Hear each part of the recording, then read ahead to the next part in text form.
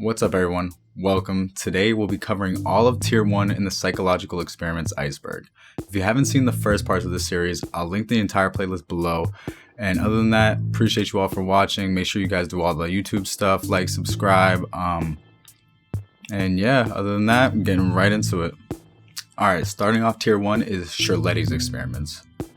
80 years ago, a mute man with paranoid schizophrenia exhibiting delusions, hallucinations, and mannerisms was found wandering the streets of Naples. On April 21, 1938, on the first floor of Rome Royal University Clinic for Nervous and Mental Illnesses, he became the first individual to be given what became known as electrical shock therapy, or ECT, with complete resolution of his symptoms. This was a turning point in psychiatric treatment. The psychiatrist who performed the treatment was Ugo Cerletti, assisted by Lucio Bini. Ugo Cerletti trained in psychiatry and neurology at leading European centers before becoming head of the Institute for Neuropsychiatry in Rome in 1935. During a lengthy career, Cerletti distinguished himself with research in many areas. He conducted neuropathological studies on perivascular corpuscles, known as corpuscles of Cerletti, and a special interest in goitres. Ideas about using electricity on the nervous system go back to suggestions from the Greeks 2,000 years ago. Cerletti was interested in the electrical provocation of seizures, which had already been used for about 60 years at this point. So humane! His electrical shock machine, built by his associate Bini, was originally intended for research on epilepsy. Giving live patients electric shocks could potentially stop their hearts, leading to death. So Cerletti ended up visiting the Rome abattoirs and learned that the animals were first stunned by a current delivered across the temples, thus sparing the heart, so trying to skip the heart altogether. Of the biological therapies in the 1930s, ECT was the most successful and lasting treatment. It had started with the serendipitous misconception that epilepsy and schizophrenia were mutually non-curable and that you just live with it forever. This led to the cortisol therapy of Ladislas Maduna, preceded by prefrontal lobotomy and insulin coma. Some saw coma therapy as a progression from Julius Wagner-Jareg's fever shock treatment, from what was then called general paralysis of the insane. But cortisol, although effective, had unpleasant side effects, including a terrible premonition of death before the seizure. Inducing the convulsion by electricity was cleaner, cheaper, and less cumbersome. Basically, it was just an all-around better way to do this. In his account of the first ECT treatment, Cerletti created a self-exalting myth. There were 3 failed attempts of the patient, each with a higher voltage before getting a seizure. The hapless patient shouted, "Another time is murderous," before having his fit. It took a fortnight before Cerletti publicized his endeavor, suggesting his doubts still remained in his own mind. Basically, they weren't totally convinced that this guy was believing in his own ideas, so why would they?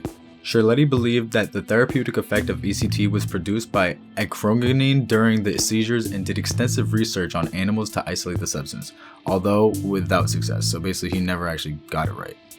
ECT was used to treat schizophrenia, but by the 1940s, physicians realized that it was more effective for affective disorders, and the epilepsy schizophrenia antagonism hypothesis was finally discarded. Thus was born a new treatment in psychiatry that has saved countless lives despite the continuing stigma, myths, and fear regarding its use. Cerletti's venture into electrical shock was done when fascism was at its height. Italian psychiatry, although heavily influenced by German psychiatry, did have its own character to it. From the start, it regarded neurology as equal partners with a strong focus of neuropsychiatry. It did not follow the German model of killing psychiatric patients, which presaged the horrors of the Holocaust. Basically, they were willing to work with people that were kind of slow or anything like that, whatever you want to call it. But What does that mean? Retard. to his credit, Cerletti did not support the fascist party, although it is reported that he read a bunch of their literature, so take with that what you must. And it's kind of ironic that the most life-saving treatment in psychiatry was discovered by someone who saw himself as primarily a neurologist, and despite all his successes, Cerletti, the most renowned representative of Italian neuropsychiatry in the mid-20th century, is technically considered unlucky because despite being nominated twice for a Nobel Peace Prize, he's actually never won, so that kind of sucks, but hey, whatever, man. You saved millions of lives at this point, so good for you. But we moving on. Up next is David Reimer. David Reimer was an identical twin boy born in Canada in 1965. When he was 8 months old, his penis was irreparably damaged during a botched circumcision. During the circumcision on baby Bruce, there had been a horrible accident. What they did was turn up the cauterizing iron to a high heat. There was a sizzle and a poof. and the penis was gone. John Money, a psychologist from Johns Hopkins University, had a prominent reputation in the field of sexual development and gender identity. Utterly depraved. David's parents took David to see Dr. Money at Johns Hopkins Hospital in Baltimore, where he advised them that David should have his sex reassigned to become a girl through surgical, hormonal, and psychological treatments. John Money believed that gender identity is primarily learned through one's upbringing or nurture, as opposed to one's inborn traits instead of nature. He proposed that gender identity could be changed through behavioral interventions, and he advocated that gender reassignment was the solution for treating any child with intersex traits or atypical sex anatomies. He argued that it's possible to habilitate a baby with a defective penis more effectively as a girl than as a boy. And at the age of 22 months, David underwent extensive surgery in which his testicles and penis were surgically removed and rudimentary female genitals were constructed. David's parents raised him as a female and gave him the name Brenda. This name was chosen to be similar to his birth name, which was actually Bruce, and David was given estrogen during his adolescence to promote the development of actual breasts. He grew up wearing dresses and was directed to engage in typical female norms such as playing with dolls and mingling with other girls.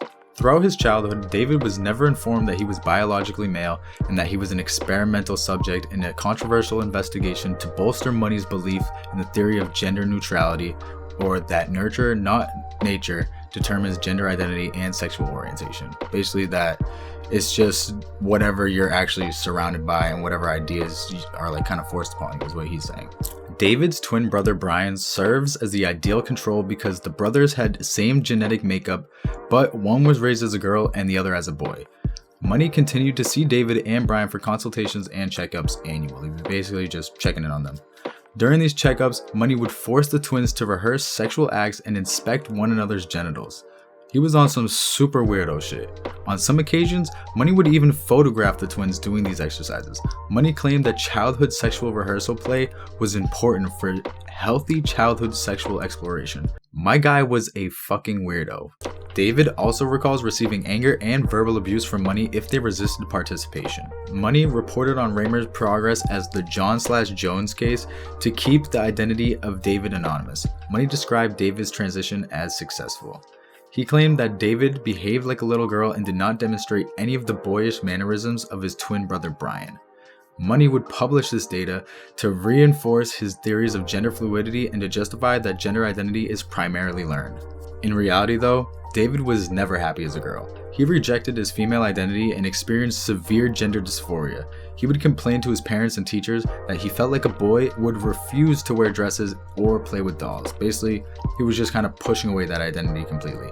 He was severely bullied in school and experienced suicidal depression throughout his adolescence. Upon learning about the truth of his birth and sex from his father at the age of 15, David assumed a male gender identity, calling himself David.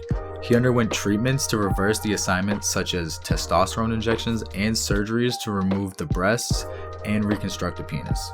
David married a woman named Jane at the age of 22 and adopted 3 children. Dr. Milton Diamond, a psychologist and sexologist at the University of Hawaii and a longtime academic rival of Money, met with David to discuss his story in the mid-1990s. Diamond brought David's experiences to international attention by reporting the true outcome of David's case to prevent physicians from making similar decisions when treating other infants. Diamond helped debunk Money's theory that gender identity could be completely learned through intervention. David continued to suffer from psychological trauma throughout adulthood due to Money's experiments and his harrowing childhood experiences. David endured unemployment, the death of his twin brother Brian, and marital difficulties. At the age of 38, David committed suicide. David's case became the subject of multiple books, magazine articles, and documentaries. He brought to attention the complications of gender identity and called into question the ethicality of sexual reassignment of infants and children. Originally, Money's view of gender malleability dominated the field, as his initial report on David was that the reassignment had been a success. However, this view was disproved once the truth about David actually came to light. His case led to a decline in the number of sex reassignment surgeries for unambiguous XY male infants with a micropenis and brought into question the malleability of gender and sex. Basically, this case brought a bunch of changes and basically decreased physicians from actually giving out this assignment just basically willy-nilly to anybody who wanted it, or if you just had a micropenis, like, In this day and age, however, the clinical literature is still deeply divided on the best way to manage cases of intersex infants, which I'm sure we all know this is still just a huge topic in general nowadays. We're coming for your children. But, you know, you do you, my guy. Anyways, moving on to the next one. Okay, so next up is 3 identical strangers. Now, I'm going to break this down as best as I can, but to be honest with you, Mr. Ballin, I'm not sure if you guys are aware of who he is. He's a big YouTuber. He's a huge YouTuber at this point. But he has an amazing video on this. So I'm going to make sure I link down his video below. Just because, to be honest, I don't think I'm going to be able to explain it any better than he did. But I'm going to give a brief rundown of it just in case if you don't want to click over there. I appreciate that, trust me. But anyways, I'm going to give you this just in case. So, the 3 identical strangers, Robert Shafran, Edward Galland, and David Kelman, who were triplets that were separated at birth. In the 1980s, when the triplets were 19 years old, a chance encounter and a case of misidentity caused the brothers to discover one another. Up until then, neither they nor their families knew that one another had existed. At first, the story of the handsome, smiling triplets was lapped up by the media. Despite their different upbringings, the 3 were the same, basically. They walked the same, they talked the same, they danced the same, they smoked the same cigarettes. They basically had a ton of similarities, obviously. They had the same affection for older women, and their adoptive parents even revealed that as babies, each child would become distressed, banging their head against the side of their crib. Basically, these people were completely alike, and they had no clue each other existed. They were an overnight sensation, the triplets even scoring a cameo in the Madonna movie Desperately Seeking Susan. Basically, they were just blowing up everywhere. For 15 years, the men lived a happy existence, opening a restaurant together named Triplets and even finding love and having children. Basically, their lives were lit. But fractures and fissures began to surface. All 3 men suffered from mental health issues, and in 1995, Edward took his own life after a struggle with depression. That same year, in 1995, a New Yorker journalist named Lawrence Wright was conducting research for a piece called Double Mystery. In his story, Wright wrote about Dr. Peter Neubauer and his Nature versus Nurture project, which began in the 1950s. Through his findings, Wright soon discovered that Neubauer had worked with an elite adoption agency called the Louis Wise Agency to monitor identical siblings through childhood. The only catch is that the children had to be separated. The brothers recalled having people from the agency film them, asking them to say this and that, ride a bike or paint a picture, all basically under the guise that they were monitoring children who had been adopted out from this agency, like it was just a routine thing. However, shortly after the boys actually reunited for the first time, their parents started asking a lot of questions about this experiment and basically wanted answers, which the adoption agency was basically ducking them. They were furious at what them and their children had been put through. They received no answers until a chance encounter basically propelled them to find out what the actual truth about this was. Their children had been separated from each other deliberately, along with many other people from this agency.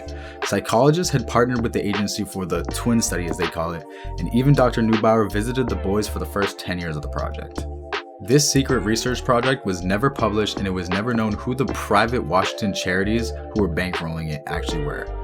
Another chilling part about this was that nobody except those who actually were a part of the experiment knows how many sets of siblings were actually separated to begin with.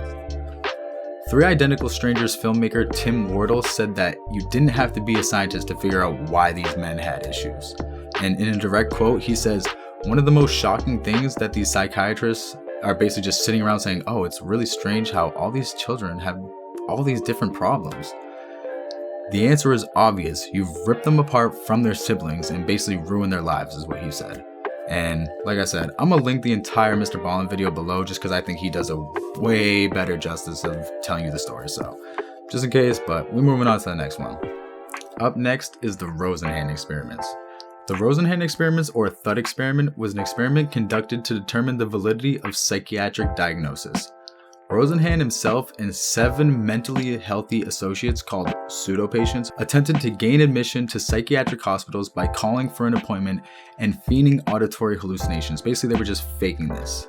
The hospital staff were not informed of the experiment, and basically they were just thinking these were regular patients. The pseudo-patients included a psychology graduate student in his 20s, 3 psychologists, a pediatrician, a psychiatrist, a painter, and a housewife. Basically just a all-around group of random people. None of these people had a history of mental illness. Pseudo-patients use pseudonyms, basically fake names, and those who worked in the mental health field were given false jobs in a different sector to avoid invoking any special treatment or scrutiny. Basically, they wanted this to be as clean as possible, just random people going in and testing this experiment.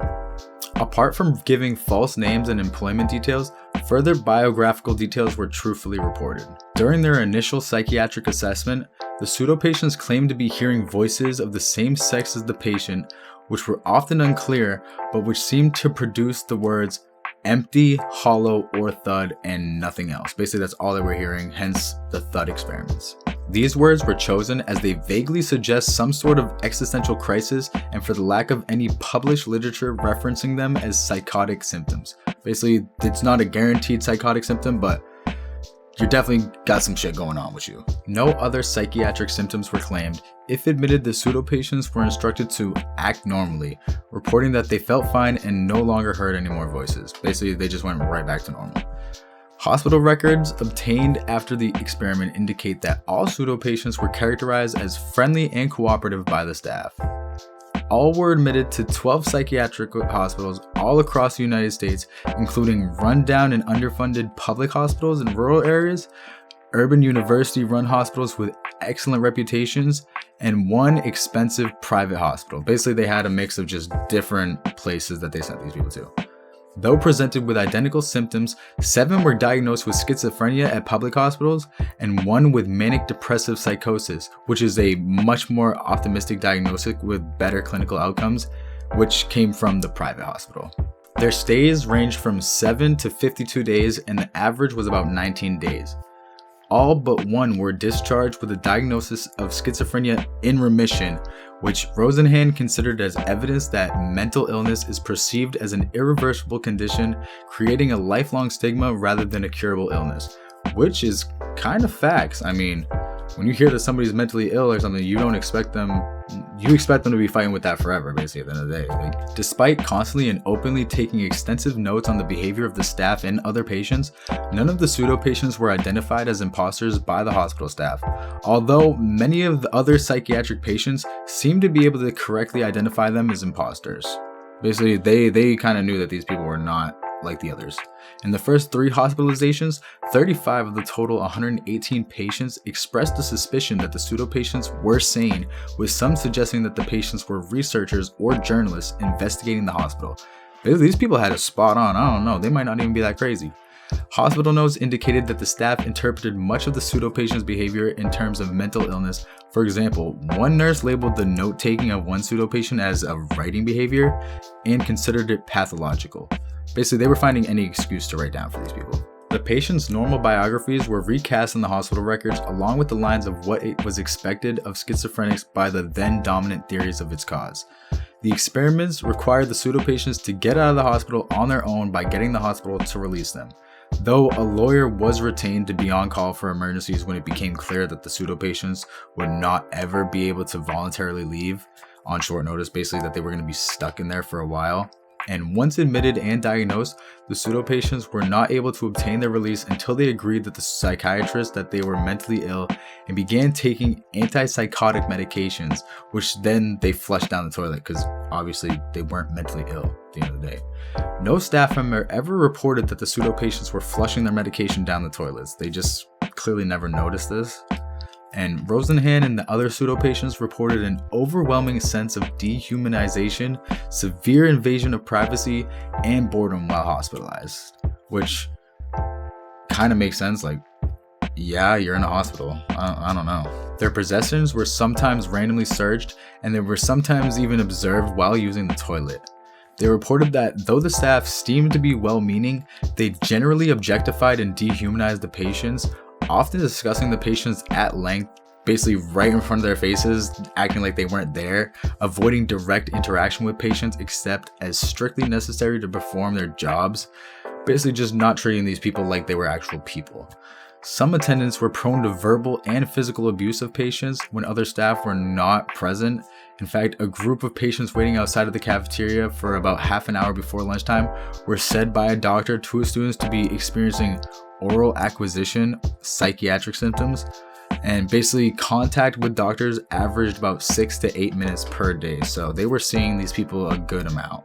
the hospitals just did not even realize that none of these people were actually mentally ill at the time. So he did another experiment after this because the hospitals actually got pretty mad about this, saying that they would have known if they basically knew this experiment was going on and that this was basically a fluke and all this stuff. So he actually performed a different experiment called the non-existent imposter experiment, which I'm going to talk about now just as like a little extra. So for this experiment, Rosenhan used a well-known research and teaching hospital whose staff had heard of the results of the initial study, but claimed that similar errors could not be made at this institution. Rosenhan arranged with them that during a 3-month period, one or more pseudo-patients would attempt to gain admission and the staff would rate every incoming patient as to the likelihood that they were an imposter. So they were basically just writing down a list, keeping track. Out of 193 patients, 41 were considered to be an imposter and a further 42 were considered super suspect. In reality, Rosenhan had sent no pseudo patients. All patients suspected as imposters by the hospital staff were just regular patients that were going to be there anyways. This led to a conclusion that any diagnostic process that lends itself too readily to massive errors of this sort cannot basically be a reliable one. So basically the entire thing was saying, nobody can tell. It's kind of hard to tell if somebody actually is sane or insane. It's almost impossible to actually tell. So that's that one, but we're moving on to the next one. Up next is the Tearoom love study. Loud Humphreys, a sociologist, recognized that the public and law enforcement authorities hold highly simplistic stereotype beliefs about men who commit impersonal sexual acts with one another in public restrooms. Tearoom love, as fellatio in public restrooms is called, accounts for the majority of homosexual arrests in the United States. Humphreys decided that it would be considerably social importance for society to gain more objective understanding of what these men are actually going through and who they are and what motivates them to seek quick, impersonal sexual gratification. For his PhD dissertation at Washington University, Humphrey set out to answer this question by means of participant observation and structured interview. Basically, he stationed himself inside tea rooms or bathrooms and offered to serve as watch queen, or the individual who keeps watch and coughs when a police car stops nearby or a stranger approaches. He was basically just playing the role of a lookout.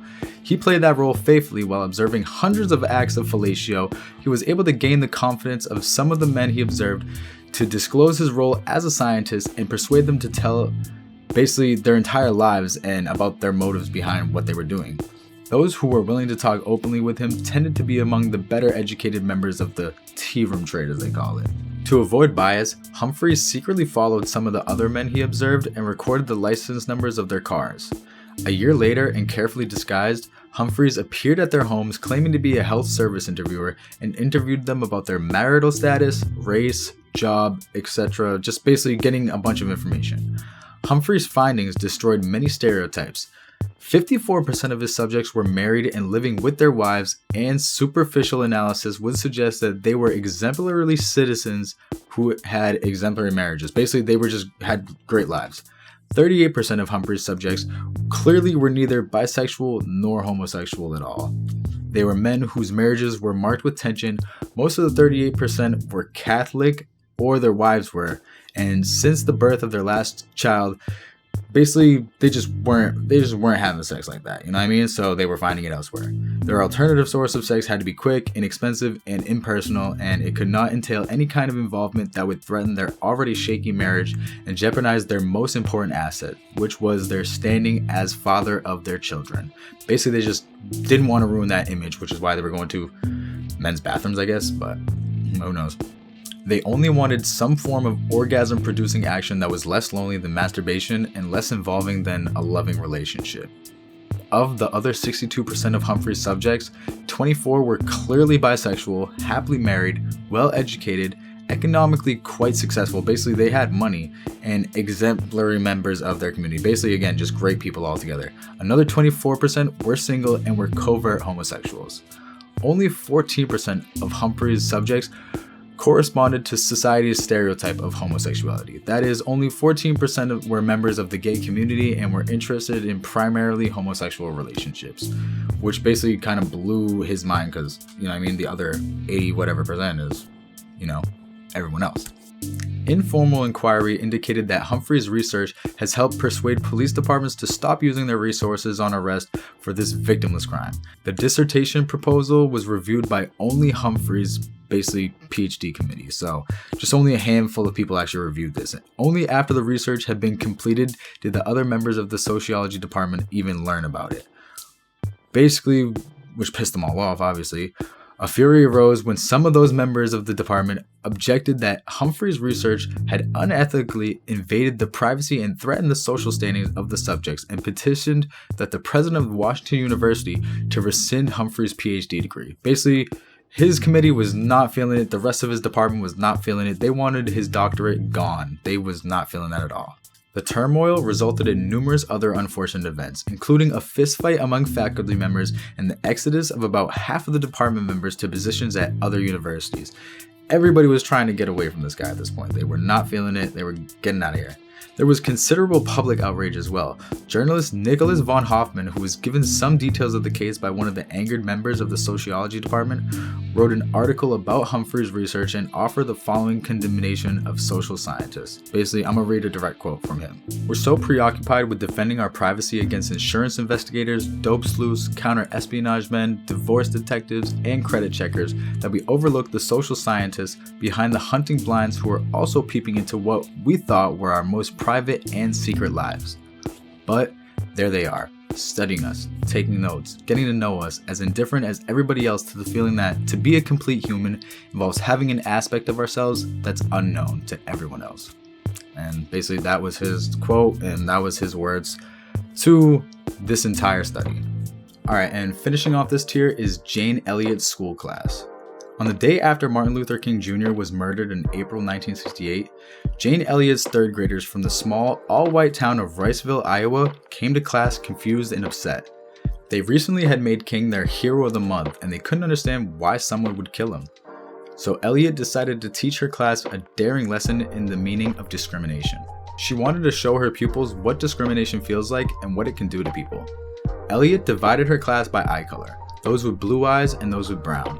On the first day, the blue-eyed children were told that they were smarter, nicer, neater, and better than those with brown eyes. Throughout the day, Elliott praised them and allowed them privileges such as taking a longer recess and being the first in the lunch line. In contrast, the brown-eyed children had to wear collars around their necks, and their behavior and performance were criticized and ridiculed by Elliott. On the second day, however, the roles were reversed, and the blue-eyed children were made to feel inferior while the brown-eyed kids were designated as the dominant group. What happened over the course of the unique 2-day exercise astonished both students and teacher. On both days, children who were designated as inferior took on the look and behavior of genuinely inferior students, performing poorly on tests and other work. In contrast, the superior students who had been sweet and tolerant before the exercise, became mean-spirited and seemed to like discriminating against the inferior group. Elliott says, "I watched what had been marvelous, cooperative, wonderful, thoughtful children turn into nasty, vicious, discriminating little third graders in a space of 15 minutes. So that's all it took. She says she realized then that she had created a microcosm of society in a third grade classroom. Elliott repeated the exercise with her new classes in the following year, and the third time in 1970, cameras were present. 14 years later, Frontline's A class divided chronicle a mini reunion of the 1970 third grade class. Basically, they brought back the kids to have a reunion. As young adults, Elliott's former students watch themselves on film and talk about the impact that Elliott's lessons in bigotry has had on their lives and attitudes. And that is basically it for tier 1. Elliott's class, they did learn an important lesson in that bigotry class, in that whole experiment that she did. And even later on in life, they said that that affected them and that basically helped them navigate people and understand different perspectives of life and stuff like that. If I can find the video of that thing, then I'll put it up. But other than that, my bad if I was a little bit awkward during this. I just bought a whole new mic setup. It's kind of like right here, and I'm trying to get adjusted to using that. So if you made it this far, I appreciate you. Let me know if it sounds any better. Let me know if it sounds any clearer. New videos every week. I'm coming back to that. I've just been slacking. I've had a lot of shit to do, bro. You know, life gets us. But anyways, happy holidays. Stay dangerous, stay safe. Make sure you like, subscribe, all that YouTube stuff. And yeah, getting right back to it, man. Appreciate y'all, and I'll see you later. Deuces.